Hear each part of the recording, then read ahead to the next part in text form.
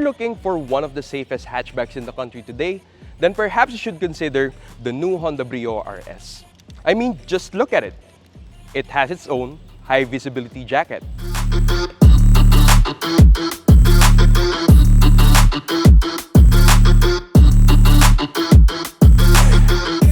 Hey guys, Jamil here from AutoIndustriya, and what I have for you is the 2023 Honda Brio RS. Throughout the years, we've always known Honda to bring what customers want in a car.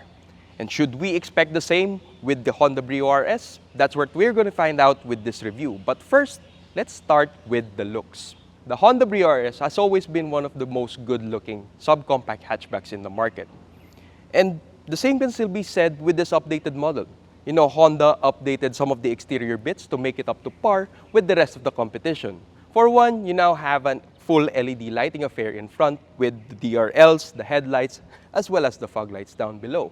You also get a wider grille, a new honeycomb pattern on the grille itself, as well as the RS badging. You also get a new bumper, as well as this new color, the electric lime green. But other than that, well, the Brio RS carried over much of its stuff, like the 15-inch wheels wrapped in Potenza tires, which gives it its sporty nature, the side skirts, and the new side mirrors, which are now painted in black. At the back, the rear spoiler, the garnish down below, as well as the RS badging have been carried over from the pre-facelift version. And you also get these rear parking sensors. And by the way, the Brio RS, along with the other variants, come with front brake disc as well as rear brake drums, so which should give plenty of stopping power for a car this size. But when it comes to cargo space, what you do get is around 20 inches of length from here to here, as well as 32 inches of width and 32 inches of cargo height. So the Brio RS unfortunately doesn't come with ULTR seats that we see on the CT and the HRV. But when you do fold this second row seats, that gives you around 43 inches of additional cargo length.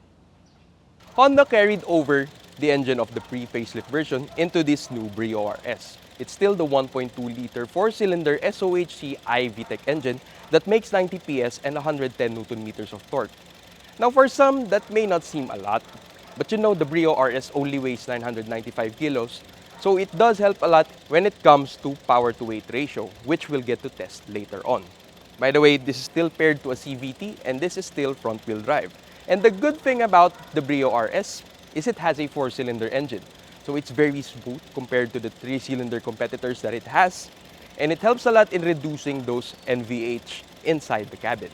So more on that once we get to test the car. But first, let's check out the interior.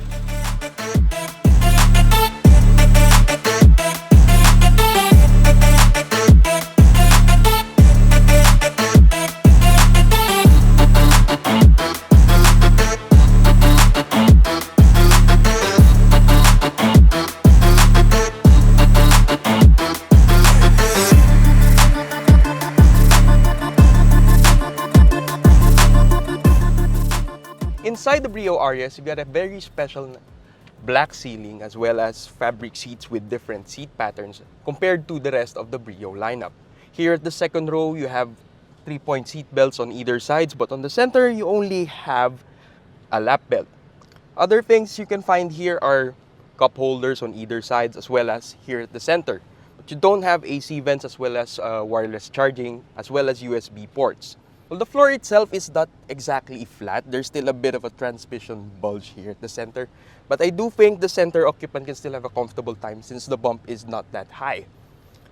But for me, personally, the Brio is more optimized for 4 occupants. Can we call this one a 4+1, Marnie? Well, I wouldn't know exactly kasi wala naman akong +1.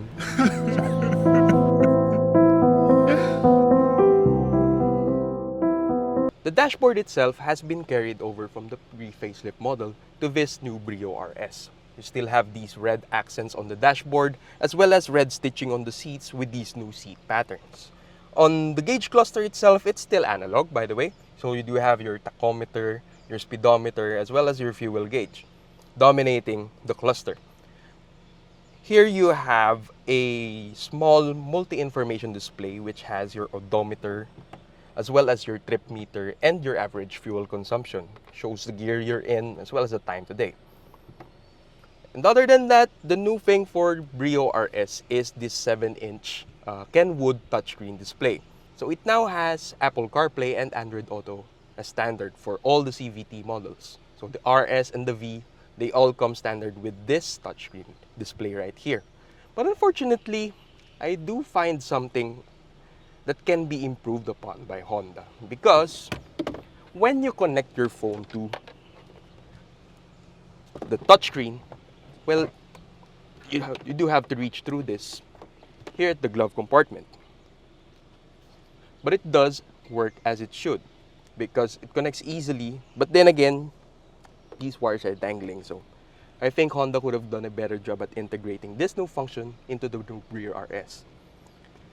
Other things we've noticed here, this still has the digital AC controls. So these are not your typical auto climate control. This is still manual air conditioning, but with digital controls. So you do have your storage pockets here, power outlet here, as well as another pocket here, as well as this cup holders, as well as your CVT shifter. So you also don't have armrest. So that's unfortunate, but yeah, you do have a manual parking brake to keep things simple. So other than that, you very much covered what the Brio RS offers here at the interior. So maybe it's time to go out for a drive.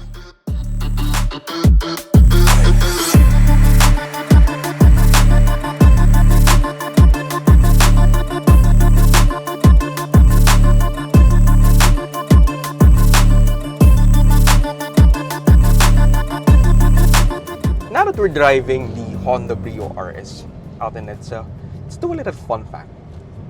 Who do you think is driving the smallest car in the AutoIndustriya team? A.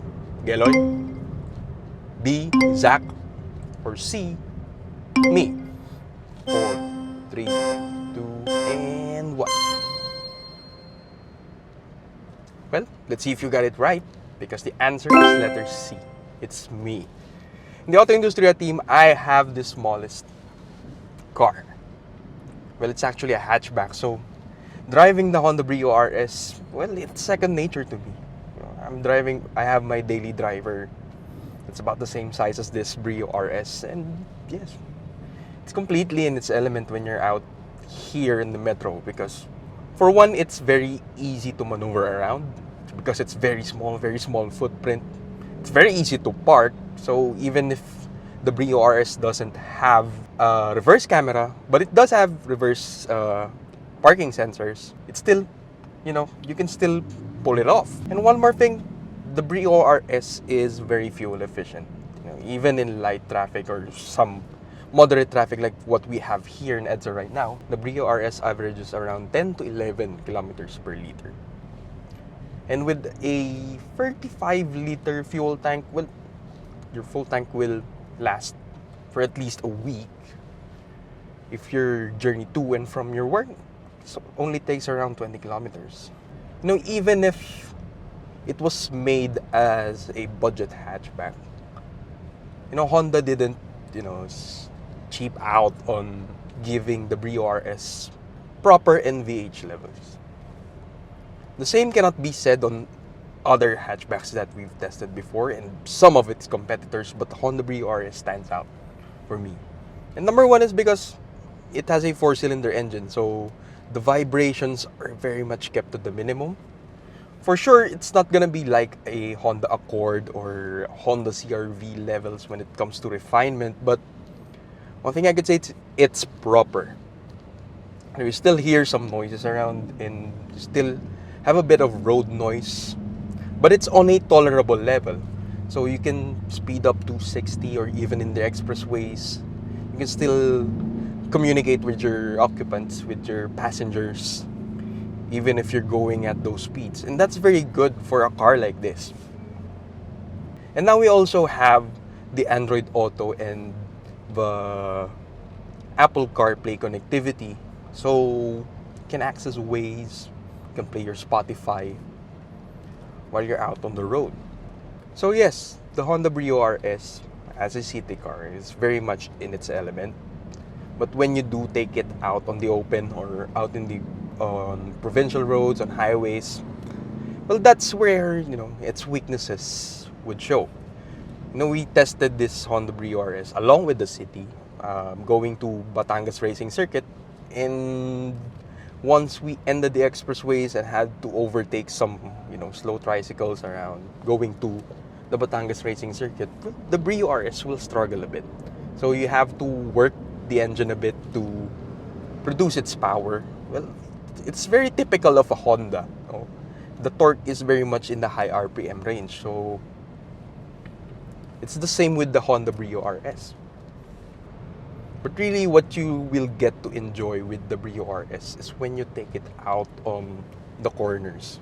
You see, that's what Honda does very well with their vehicles, the chassis tuning. It's always on point. And the same can be said with the Brio RS. Well, if you want me to demonstrate what the Brio RS can do, well, stick around as we go back to the warehouse and do some autocross. So now we're back at the warehouse to see how fast the Brio RS can go on our little autocross stage. Remember, the Civic RS did it in 49 seconds and the Civic Type R did it in 44 seconds. So we're not expecting the Brio RS to smash those lap times.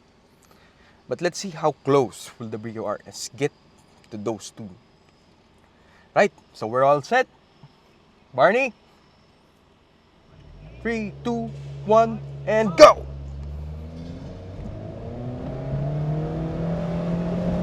Let's go, Brio. Woo!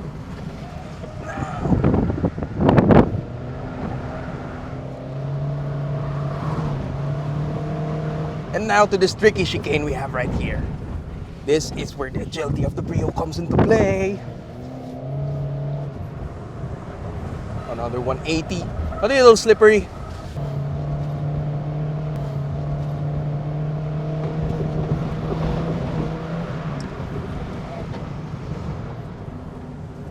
Down to our last corner. Come on, Brio, give me everything you got.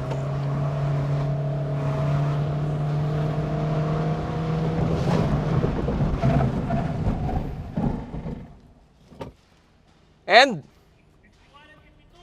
51, 52. Yoo! Brio RS. Let's go.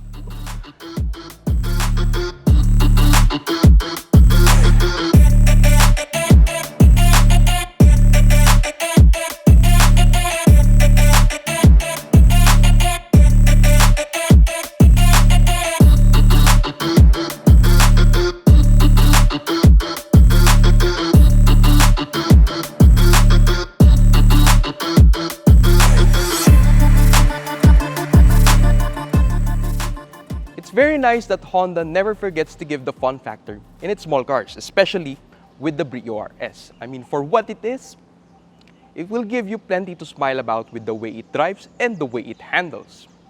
Of course, smartphone connection is a major plus nowadays, and now the Honda Brio RS has those. However, the new Honda Brio RS comes at a price. It now retails for 863,000 pesos. For context, back in 2019 with the pre-facelift version, it only retailed for around 700,000 pesos. And given that it's on a price-sensitive segment, well, this small car may have a big challenge up ahead. But what do you think of the Honda Brio RS? Do let us know in the comment section down below. This is Jamil of AutoIndustriya.com. Thank you for watching.